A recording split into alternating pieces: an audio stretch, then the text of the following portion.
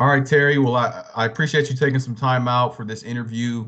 You sent over to me a couple of links. Two were articles, and one was to a TEDx video that we'll make sure we link at the bottom of this interview here. But, we had some preliminary conversations, and I was just really intrigued by the articles and the TEDx. So I wanted to take the time to speak to you about what exactly you're seeing. I know you have, what, two decades in the industry. So want to Yeah. know a little bit about the past, the present, and also what expectations we have moving forward in regards to this discrimination for the drivers. But I first want to let you open it up a little bit and set the stage as far as what prompted you to write the two articles last year in June and what has happened since then. Have you heard any progress? I know there was an outreach of support, but what's going on currently since you've written those two articles?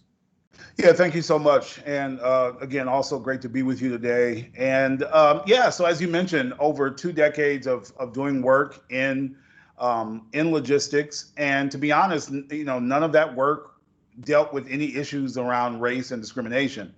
But this summer, I felt really required that we just had to address some of these issues as we saw so much of the civil unrest associated with the George Floyd incident, and the protests associated with those Right. events. And so, as a result, I really just felt that I needed to express some concerns as we started to see more and more stories emerging in the news of drivers experiencing harassment. Now, the reality is that this is not the first time that I'd heard of these issues. I've been aware that there had been issues associated with driver, harassment, and drivers expressing concerns about feeling discriminated against and feeling harassed in doing the work. So this Right. wasn't the first time that this was an issue that I had been abreast of, but we just started to see more occurrences of these issues in the media.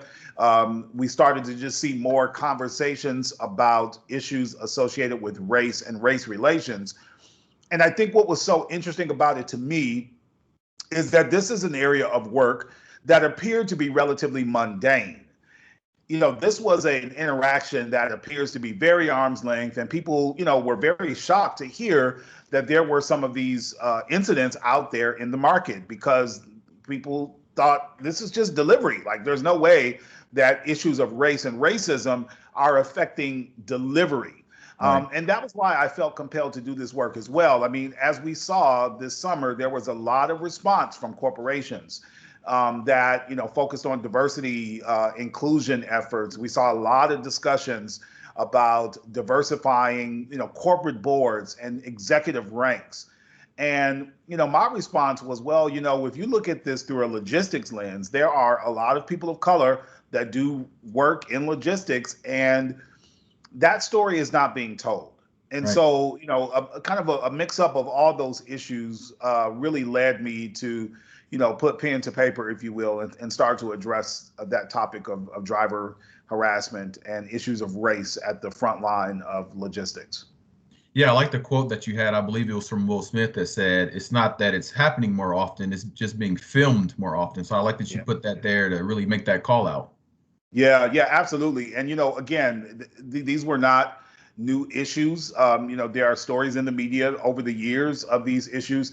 And again, another reason why this was becoming a concern of mine was, that something that I do research on, crowdsourced logistics, where we not only have people making deliveries during the pandemic, so these are essential workers, Right. but they were not only drivers for the usual suspects, the UPSs and the FedExes of the world, but these were drivers that were driving a regular Honda Accord, that had on a regular sweatshirt and approaching homes and traipsing through neighborhoods trying to find addresses. And so, again, my concern was that if we are seeing harassment of drivers in UPS uniforms and driving FedEx trucks, I was particularly concerned that we would see more of these issues when we start to talk about regular Jim or John in a regular Honda Accord, in plain clothes, Right. doing work as a crowdsourced driver.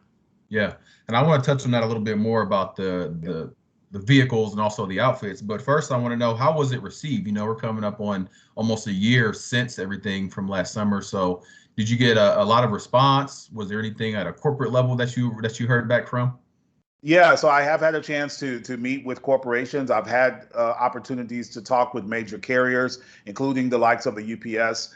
to talk about these issues. I've received a lot of attention in the logistics community. I did a lot of podcasts and interviews and such. But also, I had an opportunity to talk with a lot of people who are doing this work. Okay. And that's where I think the real, issue was, the response was, hey, finally someone is telling this story. Like, finally, we feel that the risk of doing this work, it's all, it's so important, and everybody is so excited, and we see so many memes and so many posts about people who are so excited to see Amazon pull up. But when you think about the work that's being done there, just the criticality of the work, the time sensitivity associated with the work, and then when you layer the social issues on top of that, there were a lot of people that were just concerned, just surprised to learn that these issues were taking place. And so again, well received, a lot of shock about it, to be quite frank.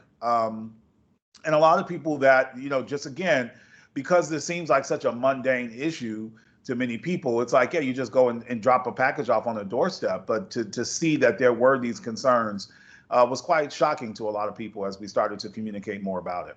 Yeah, certainly. And I'll even say for myself, between the TEDx video that I would encourage everyone listening to this to go check out, I really learned a lot about the connection between certain communities and logistics. You gave one great example about a gentleman named Mr. Box. I can't remember his last name. Oh yeah, Henry Box Brown. Yeah, Henry Box Brown, about how he was an early leader in logistics and was able to ship himself to freedom. So that was something that I didn't learn, and I would encourage everyone to go take a look at that. But I say that to say, were there a lot of people in the supply chain that were already aware of this? I can understand that certain communities, maybe African American communities, those who are experienced it firsthand, they were aware. But did you find this to be a surprise information to people who are insiders in our industry? Yeah, I did. And I think the reason why is because oftentimes these issues are not necessarily being reported. Again, I think why we saw more media attention about it is because there were a few instances of these issues that were recorded with mobile devices. And then those incidents went viral in social media. Had it not been for that, I think that these could have easily been just 2 additional instances of this issue. We've seen it happen before. It gets reported in local news, and then then folks move on. Secondly, I think what I saw when I talked to people who do this work, drivers, et cetera, there's just a feeling that, we're really not empowered to really sound off and to speak up about these issues, that, it's just kind of viewed as par for the course. When I spoke to a lot of Black drivers, they kind of were prepared for these kinds of issues anyway. Mentally, there was just this mental tax, if you will, of doing this work. And they felt that this, I wasn't surprised that these issues were happening, right? And so there are a lot of drivers that are not reporting these incidents because they feel as if, it's not going to lead anywhere. And that's one of the issues that we addressed in the subsequent piece, to really talk about how driver empowerment is such an important aspect to addressing these issues, because there are a lot of drivers that are experiencing a lot of things, and they don't necessarily get reported because drivers may feel as if there's really no appetite for those topics. Right. There's a sad reality to that. Like you mentioned, a lot of Black men deal with things like this outside of the professional realm. They may just be, as we saw in a couple instances last year with Ahmaud Arbery, for example, may just be out living their normal life, not even in a professional capacity, and are dealing with similar instances to this one. So let's kind of set the stage a little bit for anyone who didn't have a chance prior to listening to us speak now, didn't have a chance to read the article. What's one of the worst case scenarios that you've seen or that you've heard in regards to someone going into a neighborhood to just do a simple delivery? What's something that you've heard that you can express? Yeah, well, I think, so there were several of these incidents, and I bring some attention to them in these pieces. But let's say, for example, the UPS driver in the state of Georgia, I think it was in the metro Atlanta area. This gentleman was in a UPS uniform driving a UPS truck. And while attempting to make deliveries, he was approached by a neighbor, someone else in that community. And she claimed that he was suspicious, that she was going to call law enforcement because she was concerned that he was a threat. that there was something fishy going on about this gentleman in their neighborhood in a UPS uniform making UPS deliveries. And of course, that led to, other UPS employees having to arrive at the scene to de-escalate the whole issue. And so this gentleman filmed this interaction. And again, this is a young man who was in a full-blown uniform, who had all of the, visual credentials that were indicative of a UPS employee. And so, your average UPS employee just can't go about the average work of doing deliveries in neighborhoods because of suspicion that somehow or another his presence represented a threat. And, when you boil it down, there's only, it's like, well, what is it about? Is it the UPS uniform? Is it the truck that is the issue? Right. And, at the end of the day, I think we all know that the issue there was race. And in this dialogue, she mentioned it. Well, my car was broken into a few days ago, and so I'm just on high alert. And that's unfortunate for that woman. But, this was a young man who was just attempting to earn a wage. And so, again, I think those are just some of the egregious issues. Now, there have been instances where people have experienced, really blatant racism, from being called, terms, to being, dare we even say, spit on. So I don't want to go too far with this because some of these stories are really, really hard to process. Yeah. But these are just people who are attempting to do work, and somehow or another, because of the biases and the concerns of people in those communities, they experience some pretty egregious acts just in the process of doing day-to-day work.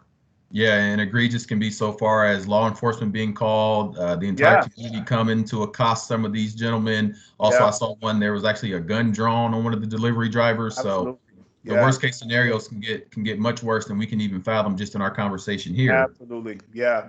And there have been reports of, persons losing their lives. Again, they don't make the media because they're viewed as, isolated incidents. And that was one of the things that I was particularly excited about, is that I was able to do that work. And it was just a few articles, but just bringing national attention to this topic, we were able to weave together these incidents and show that these are not random occurrences, that this is an issue that companies need to address, and that people need to be abreast of when they're thinking about doing this type of work.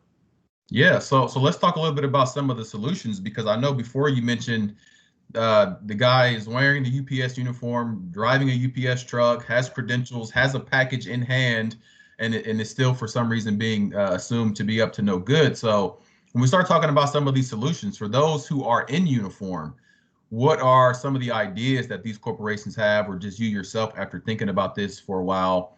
What can we do about someone in that scenario that has all the credentials like you mentioned, but is still experiencing some of this discrimination?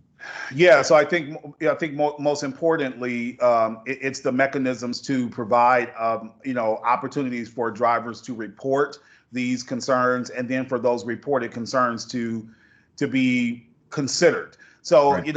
I went really radical, like,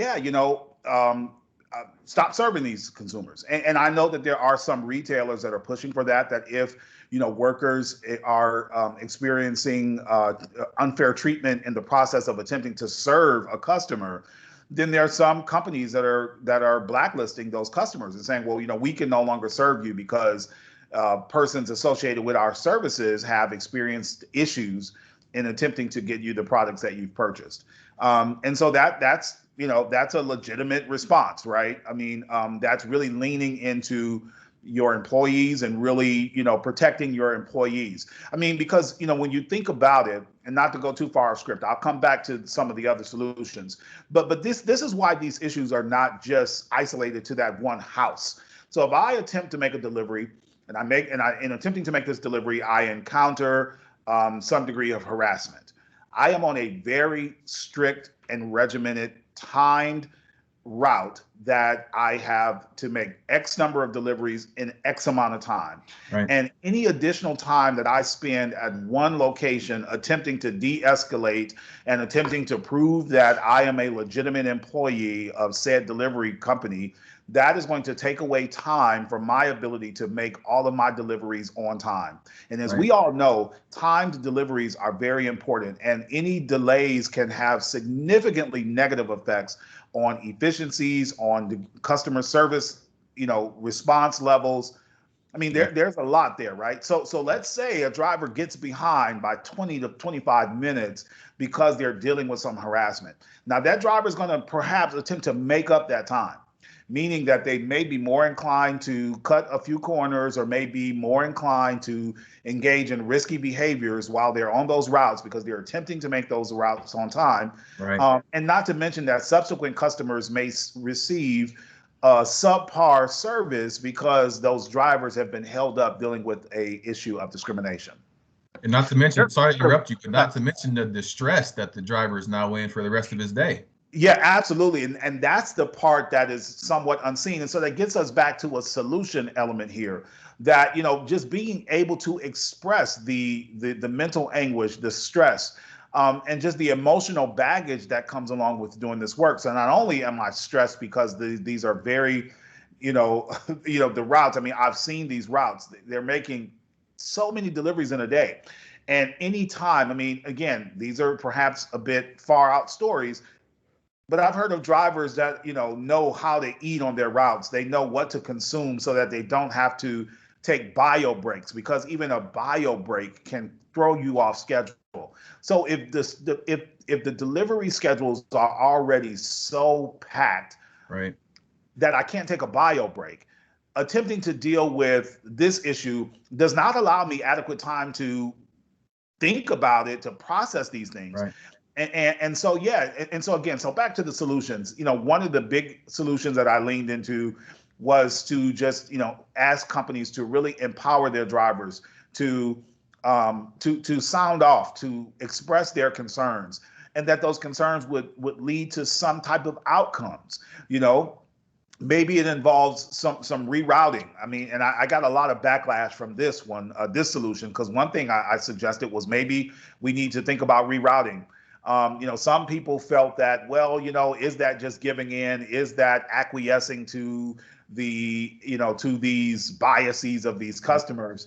But I'm like, well, I'm thinking about the driver here. And if I know that these drivers are dealing with this harassment, and if making a change of route will allow a driver to have a day's work and not have to go home at night and Right. unpack that, then it's worth the rerouting, right? So, By rerouting, you're saying maybe not even sending some of those drivers into some of these neighborhoods. Is that the idea? absolutely. Yeah, absolutely. And especially when those deliveries involve, white glove services where they're going into homes. And so I've even talked to companies. So probably one of the best examples that I saw as a result of this whole narrative was I spent some time with a company that is actually installing body cams for their delivery workers. These are delivery workers that are doing over the threshold delivery. So they're Yeah. delivering things that are big and bulky, and they're taking them into homes. But this company has said they have dealt with all types of complaints, and they have dealt with all types of, really racially charged feedback because they're sending drivers of color into the homes in rural communities where these people say, we do not want these people in our home. Wow. And some of the things these drivers have seen in terms of imagery, flags and things while they're attempting to make these deliveries, they are dealing with just the angst of making these deliveries. And so there have been claims of, nicks and dings and scratches and deliveries not being done effectively. But the drivers are saying, hey man, I mean, I walk into this home to make a delivery, to deliver a chair, and it's Right. very clear to me based on all the imagery that I see that these people are probably not too thrilled to have me inside of their home. And so how can I effectively do a flawless delivery with that type of stress on me? Yeah. And so, yeah, so there are a lot of solutions, but I think that driver body cam solution was one of the most interesting ones that I came across, that really did say, hey, we're going to make sure that our drivers feel that um, they don't have to record these on their mobile devices, and by happenstance we might hear about it, but we're going to empower our drivers to make sure that they have adequate support to document these cases if they run into some of these issues. Yeah, that's great. The body cams, maybe even dash cams in some scenarios, just, Yeah, that added level of accountability and add to absolutely. the story that a lot of these drivers are telling. Now, that will be a solution for those who are driving for a corporation. But I know before you mentioned Grubhub and a lot of these popular apps, Uber Eats, et cetera. What do you do in those scenarios where people, like you said, are pulling up with a regular sweatshirt and a Honda Accord and just getting out to deliver something as a freelance? Yeah. What solutions have you come across in that world? Yeah, so that's the one that's tricky. It's tricky. The only thing that I have seen, so much more of these kind of visual images, sweatshirts, vests, the Right. things that you can adorn yourself with to show that you are affiliated with these companies. I do also suggest that there is, I've done some research that has talked about this idea of pre-notification of delivery, and I think that's a big one where you can call and say, hey, my name is Terry, and I'm coming down the block, and I'm driving a green Honda Accord, like, so that there is an expectation of your arrival. Again, I know this seems a bit unfortunate that these drivers feel the need to do this, but the Yeah. reality is that taking race out of it. I mean, most people, especially during the middle of a pandemic, might be like, hey, are we expecting, someone?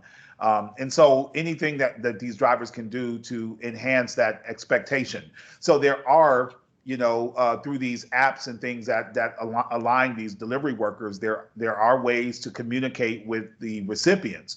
And so that pre-communication can be very helpful. Now, the bigger concern that we have is that in most cases, these harassment issues are not necessarily the recipients of these deliveries.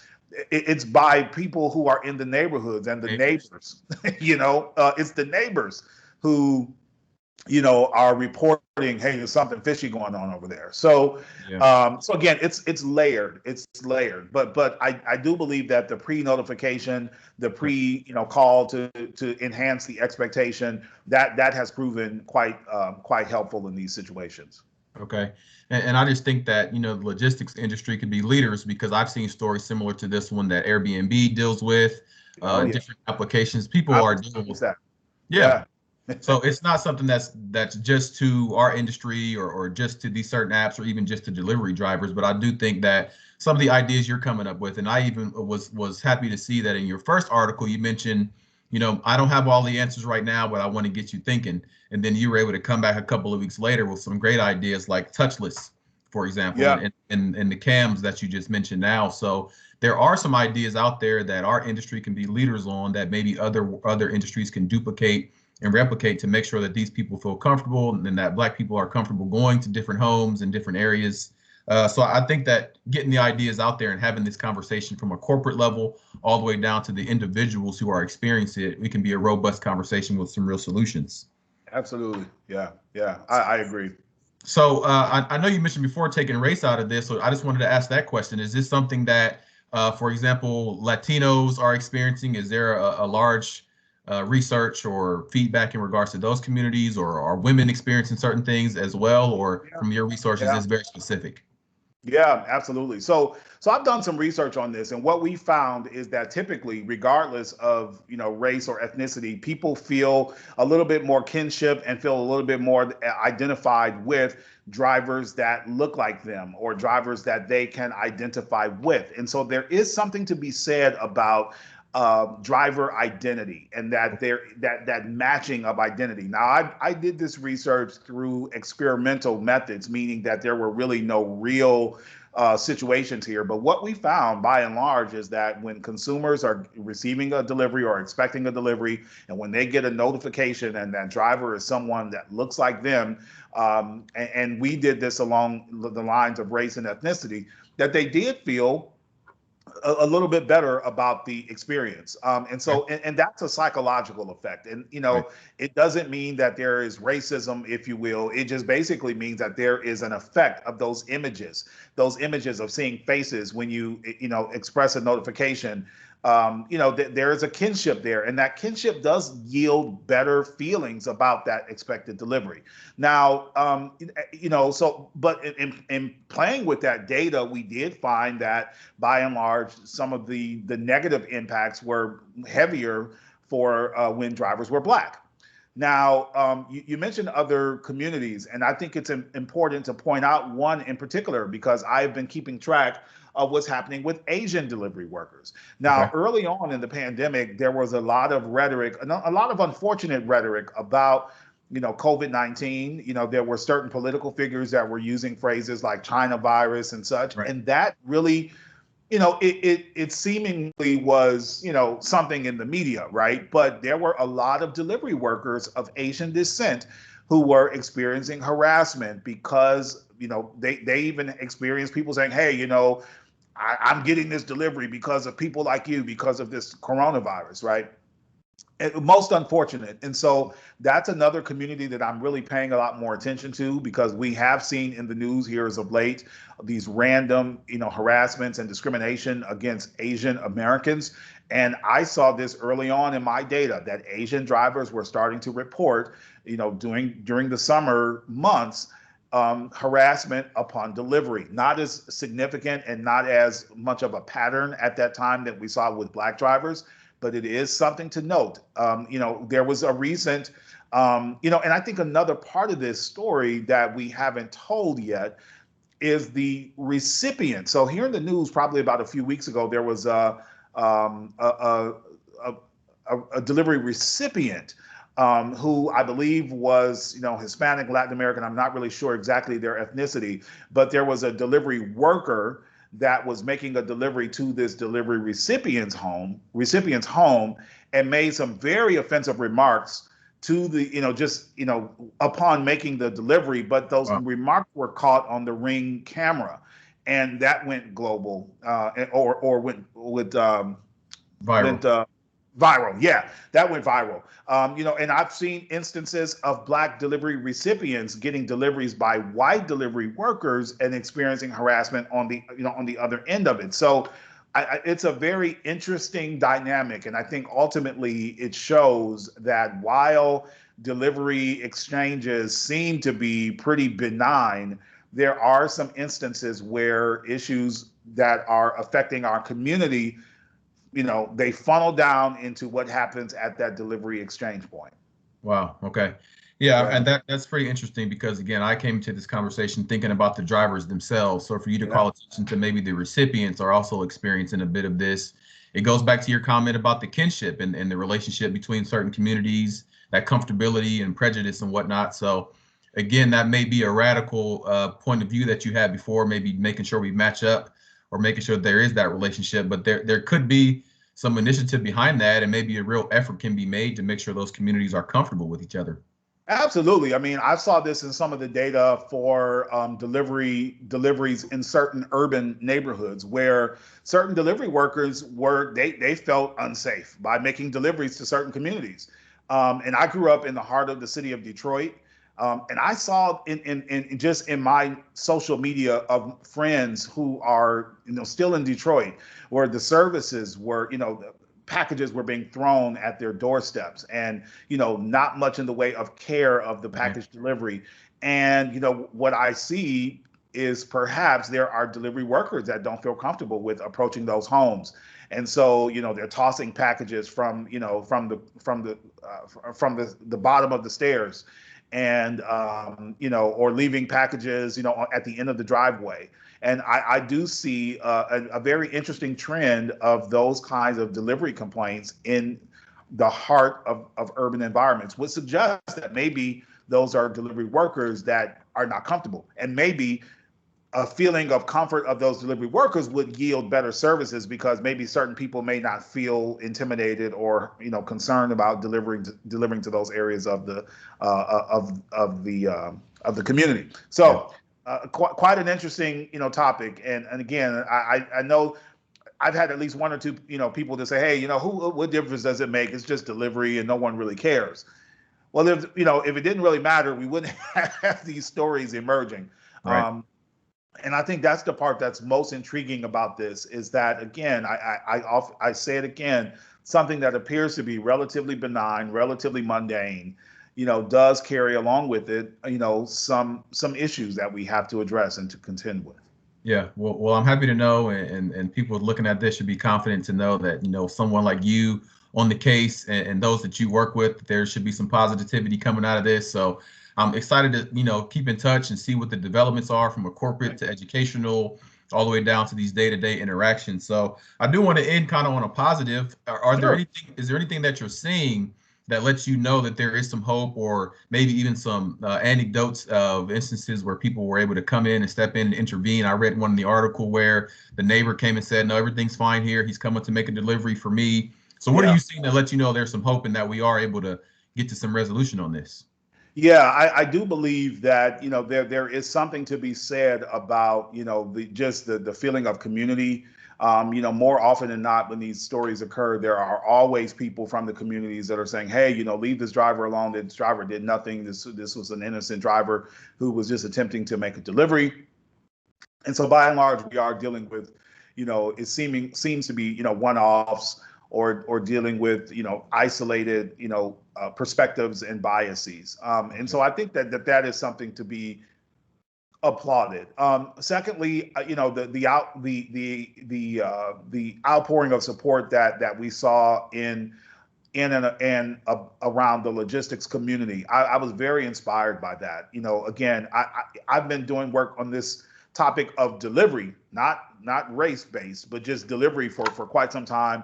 I'm involved in several of the big organizations within our supply chain communities. And to be honest, there were really not many discussions that we had over the years about race, because, it's logistics. It just doesn't seem as if this is something that we contend with, And so when we started to peel back the layers of the onion, if you will, and pull back the cloth and say, hey, we've got some laundry that we need to deal with in our community as well. I was very pleased at the reception of colleagues across the country in logistics that were very open to hearing what we had to say, shocked at what was being reported, and felt committed to doing something. And so again, I have talked with major carriers, and companies about these topics, and they are taking into consideration the list of solutions that we've talked about, and helping them to create and discuss even more. And so very inspiring that folks are not only hearing about it, but also doing some things about it. That's great. And I think a lot that we learned last year was that the conversation is the first step. So I appreciate you for getting this conversation out there. But step two is always going to be action and activity. So I look forward to seeing what comes out of this conversation, out of your articles, and any more of your research. I'm going to be interested and engaged to see what you're working on next. So thanks for the time. Thank you so much. Thank you. Yes, sir. Thank you. It was a pleasure. Thank you. Thank you.